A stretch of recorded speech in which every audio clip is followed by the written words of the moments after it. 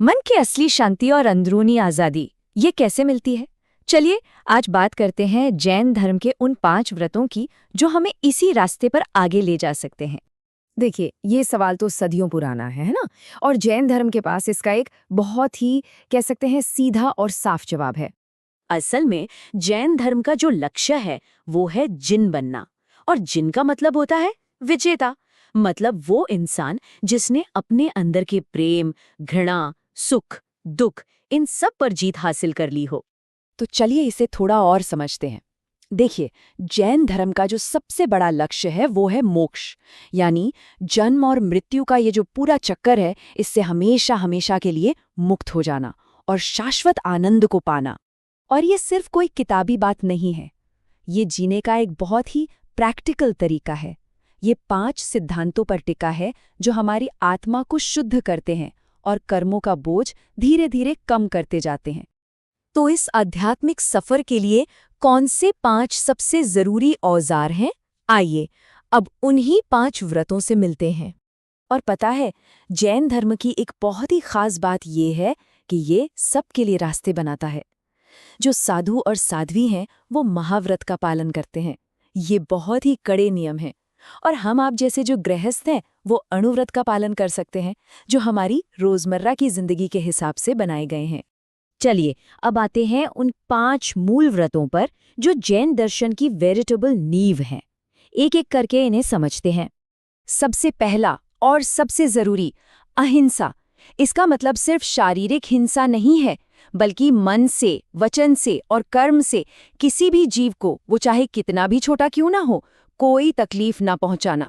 महावीर ने कहा था, न मारो, न पीड़ा दो, अहिंसा सबसे बड़ा धर्म है। सोचिए, ये एक वाक्य ही जैन धर्म का पूरा सार बता देता है। दूसरा व्रत है सत्य, यानी हमेशा सच बोलना। पर इसमें एक शर्त है, सच ऐसा हो जिससे किसी का नुकसान न हो, किसी को चोट न पहुंचे। मतलब सत्य और अहिंसा को हमेशा साथ लेकर चलना है। और ये सिर्फ झूठ न बोलने तक ही नहीं है, इसका मतलब है हर काम में पूरी तरह से ईमानदार रहना, ना कोई अफवाह फैलाना, न किसी का भरोसा तोड़ना, पूरी तरह से पारदर्शी होना। तीसरा व्रत है अस्तेय। सीधा सा मतलब है चोरी न करना, यानी सिर्फ वही चीज लेना जो हमें अपनी मर्जी से दी गई हो। और ये सिर्फ चीजों की चोरी पर नहीं, बल्कि किसी के विचारों को या किसी की मेहनत को अपना बताने पर भी लागू होता है। फिर आता है चौथा व्रत, ब्रह्मचार्य। इसका असली मतलब है अपनी इंद्रियों पर, अपने सेंसेस पर कंट्रोल रखना। साधु संतों के लिए ये पूर्ण त्याग है, और गृहस्थ जीवन में इसका मतलब है अपने जीवन साथी के प्रति पूरी तरह से वफादार रहना। और पांचवा और आखिरी व्रत है अपरिग्रह, यानी जरूरत से ज्यादा चीजों को इकट्ठा न करना, उनसे मोह न रखना। ये हमें लालच के उस अंतहीन जाल से बचाता है जिसमें हम सब अक्सर फंस जाते हैं। महावीर का ये उदाहरण कितना सटीक है।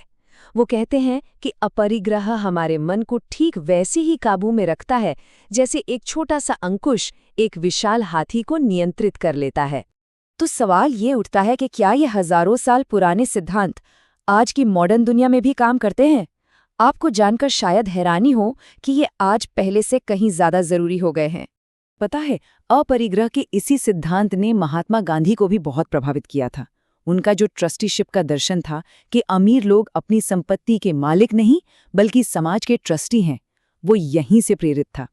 जरा सोचकर देखिए, अगर इन सिद्धांतों को बड़े स्तर पर लागू किया जाए तो क्या होगा? अहिंसा से युद्ध खत्म हो सकते हैं, सत्य से आर्थिक शोषण रुक सकता है, और अपरिग्रह से पर्यावरण की तबाही को रोका जा सकता है।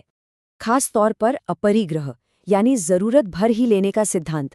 आज के ज़माने में जब हम क्लाइमेट चेंज जैसी समस्याओं से जूझ रहे हैं, ये सिद्धांत हमें एक जिम्मेदार जिंदगी जीने और पर्यावरण को बचाने के लिए एक मजबूत आधार देता है। तो इन सब बातों का निचोड़ क्या है? ये 5 व्रत मिलकर एक संतुलित जीवन की तस्वीर कैसे बनाते हैं? देखिए, ये 5 व्रत सिर्फ कुछ नियम नहीं है, ये एक पूरा गाइड है जो हमारे अंदर के टकराव और चिंता को कम करता है, हमारे रिश्तों को नैतिक बनाता है और हमारी आत्मा को कर्म और मोह के बोझ से आज़ाद करने का रास्ता दिखाता है। तो आखिर में सवाल यही बचता है, आज की इस तेज रफ्तार भाग दौड़ वाली जिंदगी में क्या ये प्राचीन सिद्धांत हमें वाकई एक संतुलित और सार्थक जीवन दे सकते हैं? ये एक ऐसा सवाल है जिस पर हम सबको सोचने की जरूरत है।